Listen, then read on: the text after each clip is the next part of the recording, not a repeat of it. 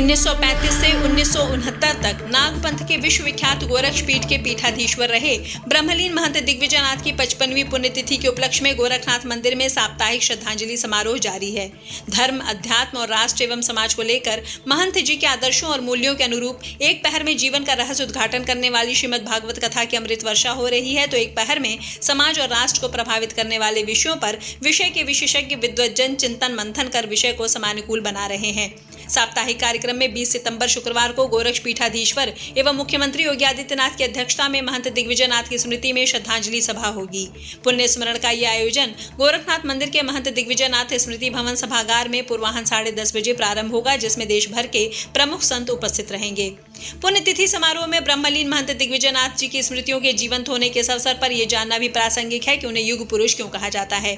महंत जी न केवल गोरखनाथ मंदिर के वर्तमान स्वरूप के शिल्पी रहे, बल्कि उनका पूरा जीवन राष्ट्र, धर्म, अध्यात्म, संस्कृति, शिक्षा एवं समाज सेवा के जरिए लोक कल्याण को समर्पित रहा। तरुणाई से ही वो देश की आजादी की लड़ाई में जोरदार भागीदारी निभाते रहे, तो देश के स्वतंत्र होने के बाद सामाजिक एकता और उत्थान के लिए, इसके लिए शैक्षिक जागरण पर उनका सर्वाधिक जोर रहा। महंत दिग्विजयनाथ जी का जन्म वर्ष 1894 में वैशाख पूर्णिमा के दिन चित्तौड़, मेवाड़, ठिकाना, ककारामा, राजस्थान में हुआ था। उनके बचपन का नाम नानहू सिंह था। 5 वर्ष की उम्र में 1899 में इनका आगमन गोरखपुर के नाथ पीठ में हुआ। अपनी जन्मभूमि मेवाड़ की माटी की तासीर थी कि बचपन से ही उनमें दृढ़ इच्छा शक्ति और स्वाभिमान से समझौता न करने की प्रवृत्ति कूट कूट कर भरी हुई थी। उनकी शिक्षा गोरखपुर में हुई। उन्हें खेलों से भी गहरा लगाव था।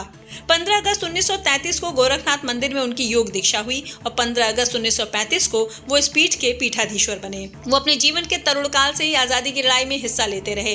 देश को स्वतंत्र देखने का उनका जुनून था कि उन्होंने 1920 में महात्मा गांधी द्वारा चलाए गए असहयोग आंदोलन के समर्थन में स्कूल छोड़ दिया।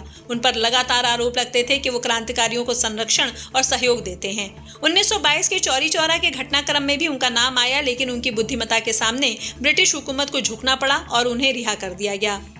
श्री राम मंदिर आंदोलन में नींव के पत्थर हैं ब्रह्मलीन महंत श्री। अयोध्या में भगवान श्री राम के मंदिर के निर्माण को लेकर हुए आंदोलनों में गोरक्षपीठ की महती भूमिका से सभी वाकिफ हैं। ब्रह्मलीन महंत दिग्विजयनाथ इस आंदोलन में नींव के पत्थर हैं। 1934 से 1949 तक उन्होंने लगातार अभियान चलाकर आंदोलन को न केवल नई ऊंचाई दी, बल्कि 1949 में वो श्री राम जन्मभूमि मुक्ति आंदोलन के नेतृत्वकर्ता भी रहे।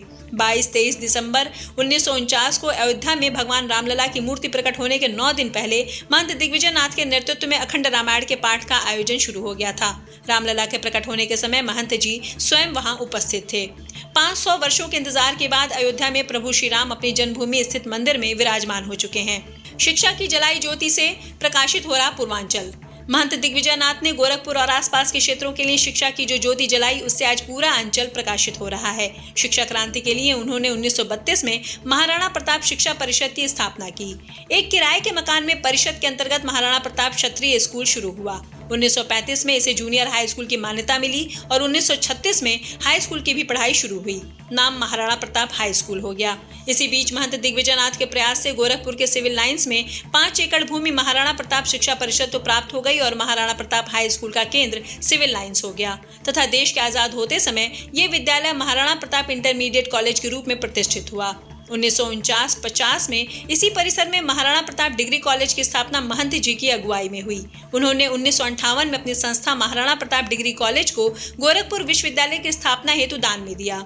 बाद में परिषद की तरफ से उनकी स्मृति में दिग्विजयनाथ स्नातकोत्तर महाविद्यालय की स्थापना हुई।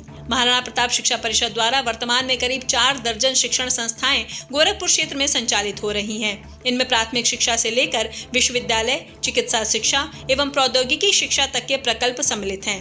राजनीति को भी लोक कल्याण का ध्येय माना। महंत दिग्विजयनाथ ने राजनीति में भी गोरखपीठ की लोक कल्याण की परंपरा को ही ध्येय बनाया। 1937 में वो हिंदू महासभा में शामिल होकर उन्होंने अपने राजनीतिक जीवन की विधिवत शुरुआत की। महंत जी ने 1944 में हिंदू महासभा के प्रांतीय अधिवेशन का ऐतिहासिक आयोजन गोरखपुर में कराया। महासभा के राजनीतिज्ञ होने के कारण 1948 में महात्मा गांधी की हत्या के मिथ्यारोप में उन्हें बंदी बना लिया गया, लेकिन सरकार को 1949 में 10 माह बाद ससम्मान बरी करना पड़ा।